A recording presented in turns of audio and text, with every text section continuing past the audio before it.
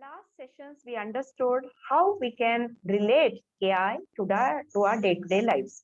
We learned about smart city. We also learned about Internet of Things. We learned about smart gadgets and smart devices. Now, we are going to study the most important and interesting concept of this relate module, which is about smart home.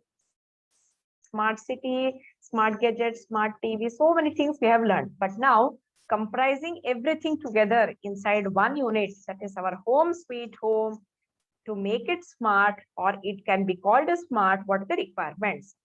So I can define a smart home to be that home that is equipped with appliances and gadgets that run on smart applications or AI enabled applications and technologies like IoT to provide a sustainable, healthy and safe stay. That particular house can be called as a smart home. Now you can understand why I taught you a IoT beforehand only. If I had not taught you, then you wouldn't have understood, okay, what is this IoT? Now we know that IoT stands for Internet of Things. Why it is Internet of Things? Many devices are connected with each other for sharing of information, for communication process over Internet. That's why we call it as IoT. And if such a house has this IoT and to provide sustainable healthy and safe stay, sustainable means what? We should be able to use our resources in the most responsible way so that the future generations are also going to enjoy these benefits of nature or of our planet Earth. So that is why it should be sustainable, it should be healthy, and it should be safe stay also. Such home which is smart is called as what? Smart in the sense what? It is having such kind of appliances and gadgets can be called as a smart home. So here I present you a picture of a smart home. So wherein everything you can control with your smart phone, whether it is your TV or AC or lighting or security, locks, everything can be controlled. Now, before we proceed further, I have given you the links of two websites over here, two YouTube, what to say, links, which is going to give you a fair idea about what is this smart home. Before we proceed further, we should have some preparatory knowledge about this smart home. The first video is about 2.5 minutes. We can cover it now. But the second video is quite lengthy. You can note down this particular website YouTube link or from my video, and then you can see it later. Okay. So now I will present to you this first video because it is of short time. We can see it now. Okay. So let me click on this one and take you directly to that screen. By advertising on YouTube, I grow Where my it is business by going to reaching my show most you important about customers, people this like Allison. concept of smart home. Let me skip the ad. I did it for you. Just see here. Home. It's not just where the heart is. It's also going to be where perceptive and autonomous smart living happens, powered by Intel. Reliable, powerful connectivity will run through Intel-powered smart homes, creating a responsive, sophisticated, nearly invisible network that will ease the management of your day-to-day life at home.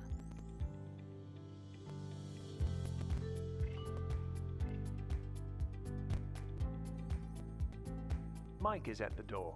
Shall I unlock it? Yes.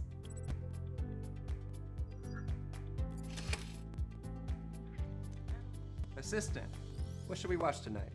Hi, Brian. Your watch list has been updated, including an action movie you and Liz might enjoy. In fact, tomorrow's most advanced smart homes will be a lot like us. Not just collecting information, Assistant, did my new headphones arrive today? but actually analyzing and responding to that information. No packages arrived today. Would you like me to track your order? Yeah, sure. And even learning over time, acting as your own personal assistant to recognize and assist with a broad range of events, like family travel. The calendar indicates that the family is leaving for Seattle today. Shall I set the schedule for vacation? All in the interest of putting information to work, with built-in security and privacy. So don't worry, because while your home continues to get smarter, it will always be home.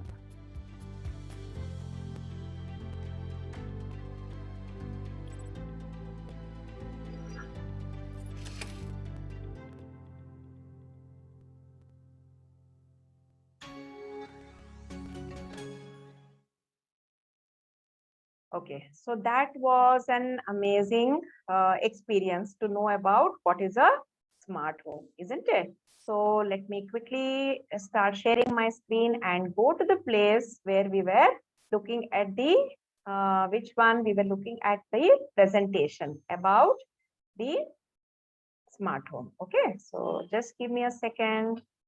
Okay, here we are. So let me switch on my video now and show you my face. Okay, here we are back to the lesson. So what did this video teach you, or what did you learn from this video? In this video, we learned every aspect of a smart home with the smart gadgets, and they are interconnected with each other to know or to behave in such a way that it is managing everything without the intervention of a person. We are able to totally rely on these particular gadgets and go to our workplace or to school and then come back home safely. So that's why I showed this video, because we had to understand this concept. It is sustainable, not harmful for the environment and society, because energy management is there. It was going to vacation mode, so it was switching off all the lights and fans and ACs, isn't it? Whenever a person enters, it knows which room light it has to switch on. So it is sustainable. It is healthy in the sense it was taking care of proper, maintaining the temperature and the food items kept in the fridge and everything, and safe also, safe from any kind of antisocial elements in the society. So that is why I showed you this video, to understand or to get a brief information about what we are going to discuss later. So let us proceed further now. Now, how can you categorize a house to be a smart home? Now, what there should be some characteristics, isn't it? The major aspects that need consideration to make a home smart home is, first of all, kitchen.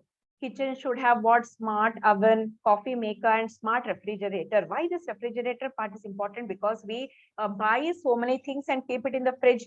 It should not go stale. The proper temperature should be maintained and everything should be taken care of. Then living room. So living room should have a digital photo frame synced with your Instagram and Facebook account. Just imagine your photo frame in the house changes the photos every day. The moment you come, you see your latest photographs on your digital photo frame. Then your smart TV, snacks trolley. Smart TV, though we are already using it. Snacks trolley in the sense, just imagine a trolley moving around in the house. It is going to have snacks and it is going to go to your room and offer you something to eat or drink. So that is really good.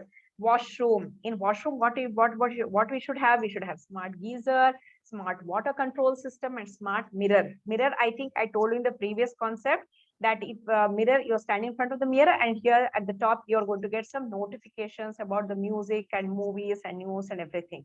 So these are all conceptions or the ideas that we are going to have for a smart home. Other than kitchen, living, and bedroom, we have other things also. Sorry, living room, we have bedroom, then car, security, and other things. So let us see one by one now. So here, bedroom, smart app operated lights, smart ACs, and smart alarm clock. So why I'm using the word smart alarm clock over here? Because it should know, suppose you have slept very late because you were working or studying or something like that, the next day it should not wake you up at 6 o'clock, maybe at 7:30. So it should adjust according to your routine, knowing by what you are doing, whether it was a hectic one or whether you were enjoying, something like that, just sensing. So it is just like your mother waking up you late, thinking that you were working late in the night, and she tells, okay, no, you were working or studying late in the night, so you sleep for extra 2 hours. So that is the human touch I'm giving over here. Car. Now, your car will know when its documents need renewal. Thoroughly, we have understood in the previous lesson about all these things, traffic and parking, everything I told you. Then smart cars and self-driven cars, all those things have been discussed. Next, servicing, knows regular routes, fastest and best routes, senses threats while driving. So these things also should have in a smartphone. Security is the most important thing. Smart burglar sensors, smart doorbells, locks that opens through voice commands which can interact with your phone, fire alarms, and sensors which can share data with each other. So here we are combining the concept of IoT. So voice commands you're giving, and you are interacting with one device, okay, maybe your phone. That phone is going to interact maybe with fire alarm or locks or sensors, and they share the data, and accordingly they're going to work according to the situation.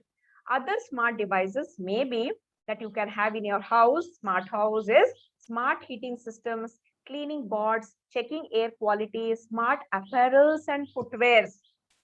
This is also a very interesting concept. Just imagine you're wearing a dress, and in that dress you have say a button just to talk to your friends while driving. Now while driving a two-wheeler, it's very difficult, isn't it? We just have to stop somewhere and then switch on our mobile and speak. Just imagine you just have a button in your shirt or a jacket, and then while you're driving, a phone call comes and it is, or you get some alert or alarm information or notification. Just by pressing the button, you can get those kind of information. Okay, so let me show an interesting snippet over here about this jacket that I was talking. Okay, smart apparel. So this is your Google's Levi's IoT jacket. I never knew about it until I was learning about this lesson, that this Levi's has made a jacket in association with Google, and here at the bottom you can see a button. Okay, and it is called as a Levi's commuter jacket. And see here at the bottom of the jacket, here is your Google device. Amazing, isn't it? Just by pressing this, you can know what is happening across the globe. It may act as your search engine, as your voice assistant, or your assistant to play your music, favorite music, as you're driving your vehicle or riding a bicycle. These things are there. So this is what I wanted to show you about this smart apparel.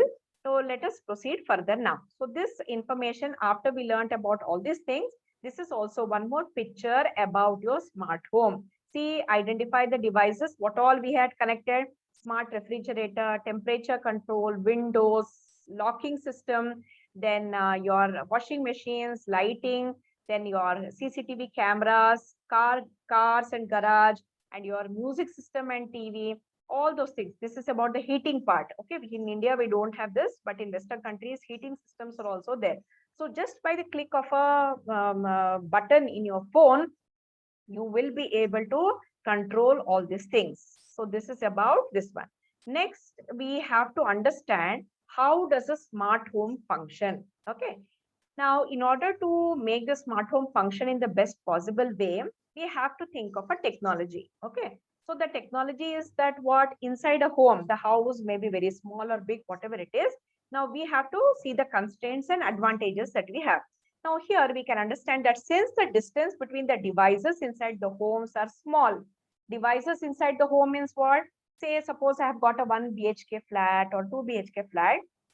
The devices which are there in my house, maybe my TV, my CCTV camera, locks, refrigerators, washing machines, robot, the vacuum cleaners, everything, these devices are all inside the home, and they are small, and the distance between them are also small. That is why we can use which technology?